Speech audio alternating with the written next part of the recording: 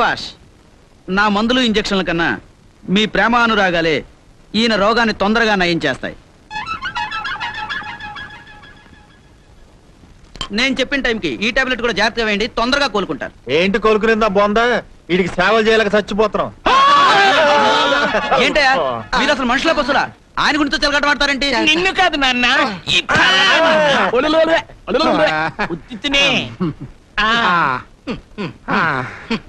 అలా జాగ్రత్తగా చూసుకోండి. మామ, మా అయ్యగారిని చూస్తుంటే జాలేస్తుంది మామ.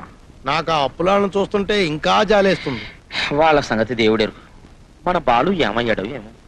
మనం ఎవరూ లేని టైం చూసి ఆ మిలిటరీ గార్డ్ బాలుని కిడ్నాప్ చేసేసాడేమో అని మా అనుమానం. నిజమే మామో. ఐడియా మామ, ఈ రోజు రాత్రిలోగా బాలు రాలేదనుకో, మనమే పోలీస్ కంప్లైంట్ ఇద్దాం. చక్కరకెళ్ళి నాన్నగారికి ఎలా ఉంది? పర్వాలేదు, ఇప్పుడే డాక్టర్ గారు వచ్చేలేదు. ఇంతకీ ఎవరి అమ్మాయి? సుశీల అని అప్పలకొండ చేతిలో మోసపోయింది. అప్పలకొండ వాడెవడు? ఇప్పుడున్న మిలిటరీ మావయ్య. వారి పేరు మేజర్ చంద్రకాంత్ కదా? కాదు, అప్పలకొండ. పేరు మార్చుకున్నాడా? ప్లేస్ మార్చుకున్నాడు. ఇప్పుడు మావయ్య ప్లేస్ లో ఉన్నది అప్పలకొండ. మావయ్యలాగా ఉండే పెద్ద గుండా మామగారిని ఎక్కడో దాసేసి ఆస్తంతా దోచుకోవడానికి వచ్చిన మాయలుడు. ఏంటి నువ్వు అనేది? అవును చక్రకేళి, ఈ దారుణం జరగటానికి కారణం నేనే. బంగారం లాంటి నా తమ్ముడికి ద్రోహం చేసి శోభనం ఆపించాను. నేను పెంచిన పావి నన్ను కాటైపోతుంది. నన్ను క్షమించు తమ్ముడు. ఆస్తి కోసం అడ్డమైన ప్లాన్లు వేశాను. నన్ను నా బిడ్డని నువ్వే కాపాడాలి. నీ బిడ్డ అంటే?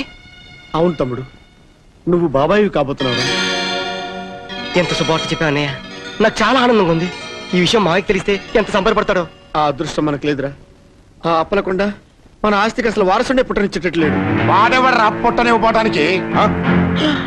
ఈ ఆస్తికి వారసులు మీరిద్దరే. నానా నీకు నాకేమైందిరా? లక్షణంగా ఉన్నాను.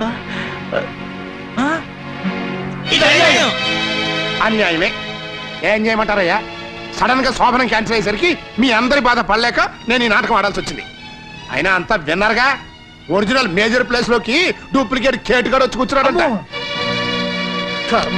ముందు వాడి సంగతి చూడండి. అదంత తేలికైన విషయం కాదు.